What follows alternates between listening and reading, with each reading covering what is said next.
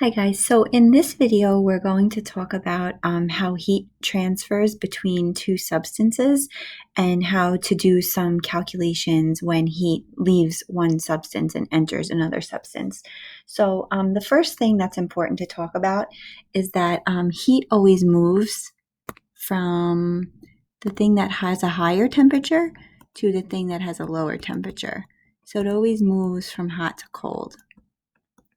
And what's going to happen is the temperature of the cooler thing will increase and the temperature of the hotter thing will decrease, and heat will only stop flowing when there's an equilibrium reached, when they meet at a temperature somewhere in the middle. So just to take a look at these two pictures I have here, so I have a hot cup of coffee. Heat would leave the coffee and transfer to the air, to the surroundings. Heat is also going to leave the coffee and it would transfer into the person's hands because the person's hands are cooler or lower temperature than the coffee itself. And what I want you guys to do is take a look at this next picture. So the person here is holding an ice pack on their knee. So I want you to wait for this multiple choice question to pop up and talk about what direction heat is going to transfer in this situation. Okay. So now we're going to talk about calculations. So for this specific type of question, they're asking us to find specific heat.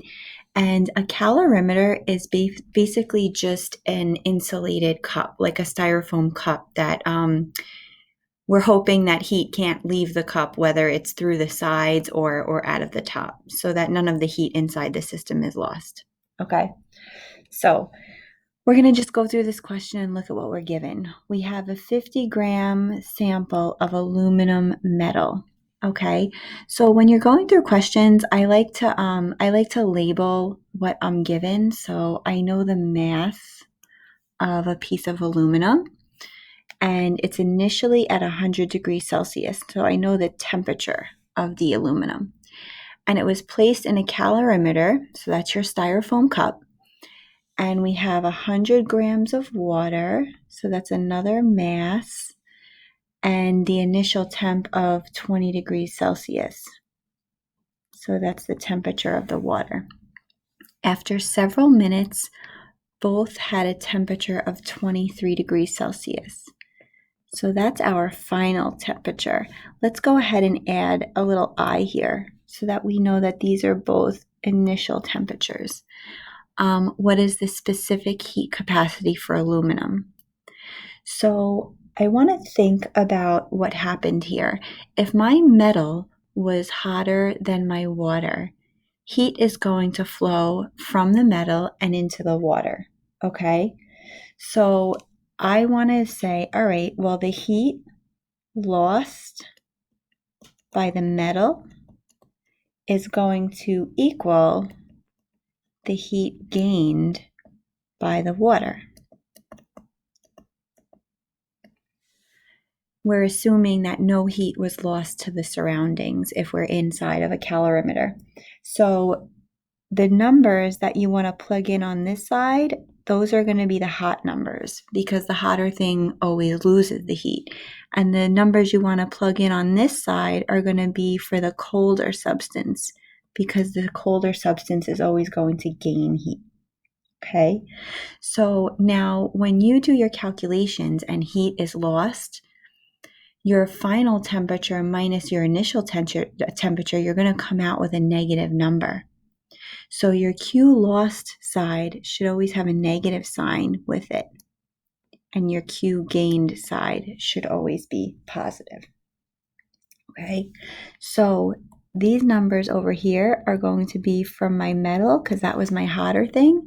And for this example, the numbers always over here are going to be for my water because that was my colder thing. And guys, that's specific to this example. Okay, so you have to decide for a different question what's the hot side and what's the cold side. All right, now I have to say, okay, I need each side to be Q. I know 3 different heat calculations, heat formulas that have Q in it. the fact that they're telling me that the temperature is changing means that I want to use my MCAT formulas.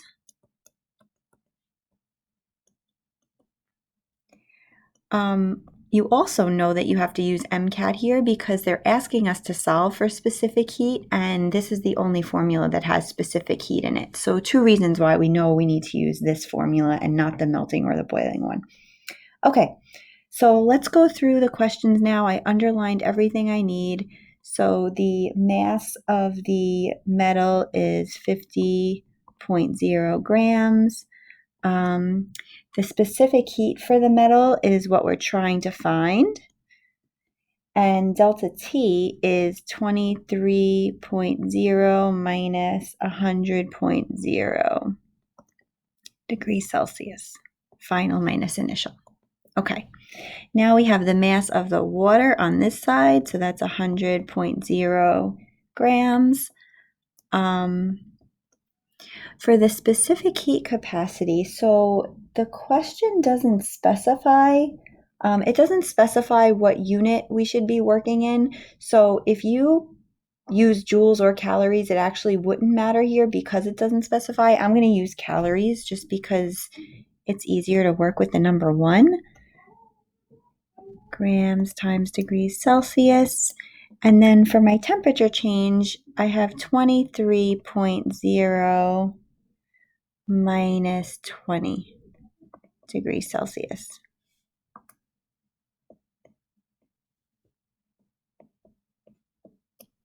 Okay. So now I'm going to go through and I'm just going to simplify. I'm going to do my my temperatures. And really, you should, guys, be using units here. So I have 100 grams over here still,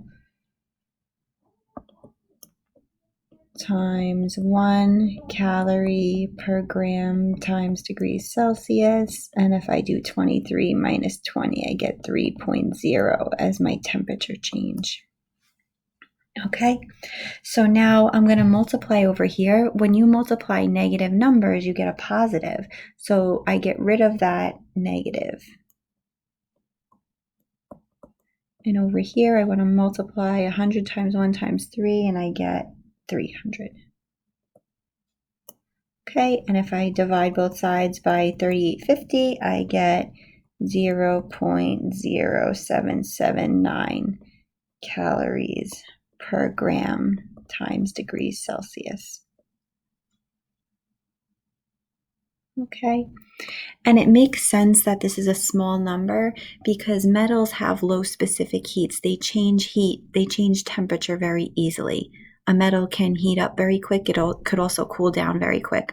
Unlike water, whose specific heat is 1, compared to this number, that's a big number, it takes a long time and a lot of energy for water to change its temperature or heat up and cool down. Okay, so I'm going to give you guys a practice question on this, and then we'll move on to the next type of question. Okay, so this is a similar type of question in that we're putting 2 substances together that are at different temperatures, and we're going to watch heat transfer. What's different is what we're solving for. So now I want to know, eventually those 2 substances are going to stop changing temperature because they're going to reach an equilibrium. And what is that final temperature that they reach? Okay, so there are a few things that you need to be given here. Let's look at what we are given. So I have a sample of PB, 30-gram sample, so that's the mass. And I have the initial temperature for PB. And then I have the mass of water, and I have the initial temperature of the water. And I want to know what the final temperature is. So we want to use that same formula, okay? And for this kind of question, the negative Q, the thing that's going to lose heat is the lead because the lead was hotter. PB is 150 degrees. It's going to lose heat to the water, and the water is going to gain that heat. So you want to make sure that you're plugging the correct numbers in on the correct side of the equal sign. Again, we're going to use MCAT on both sides for Q because I know the temperature is changing.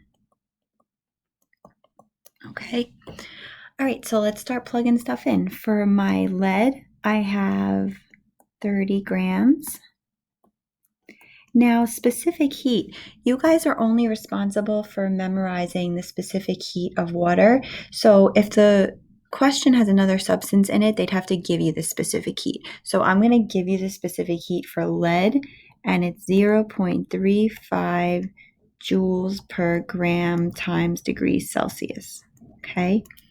Now, my temperatures, I can't put something in for delta T if I don't know both temperatures.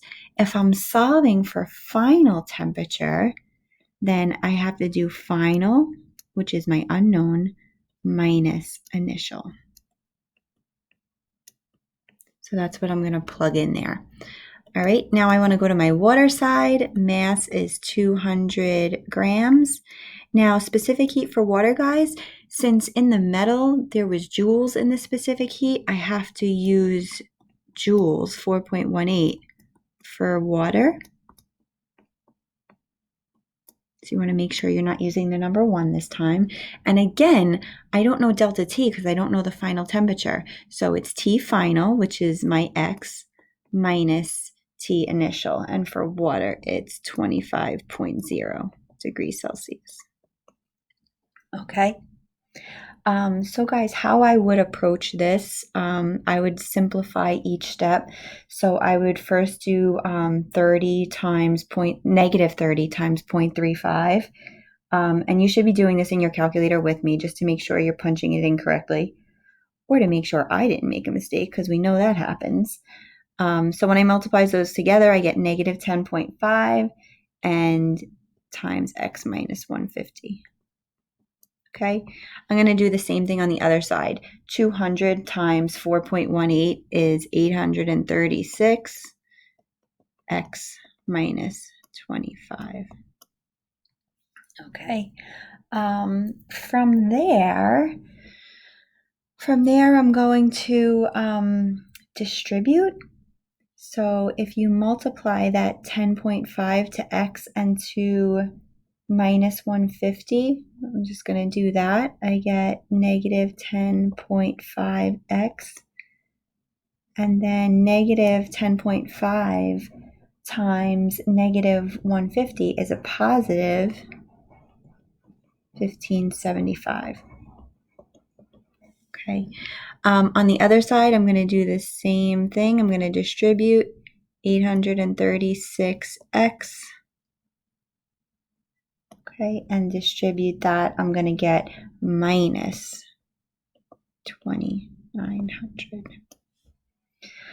All right, so now I have to get my x's on the same side. So I chose to do it this way. That cancels out. I'm going to add 10.5x here. So I'll get 1575 equals 846.5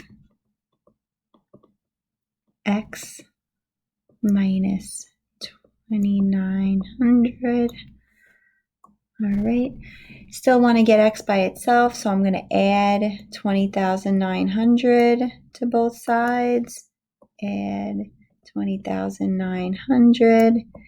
And I'm going to get 22,475 equals 846.5x. Now to get x by itself, I need to divide both sides by 846.5. 846.5. And guys, I know it's annoying to write out all of this algebra, but people do make mistakes when they write things out and they divide. Most of the time it's dividing in the wrong direction when you're trying to do this all in your calculator without writing anything down. So I do suggest you write it down. But you know, that's your choice.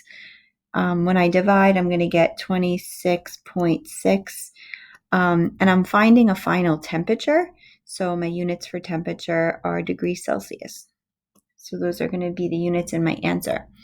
And it's nice and easy to make sure your answer makes sense, because if I scroll back up, my lead should have gotten colder. So I went from 150 to 26.6. That's getting colder. And my water should have went up. So it did. It went from 25 to 26.6. Again, notice that that final temperature is not in the middle. The lead's temperature decreased drastically, and the water's temperature only went up a little bit. And that makes sense because of water's high specific heat. It's hard to change the temperature of water. It's easy to change the temperature of a metal. It doesn't take as much heat.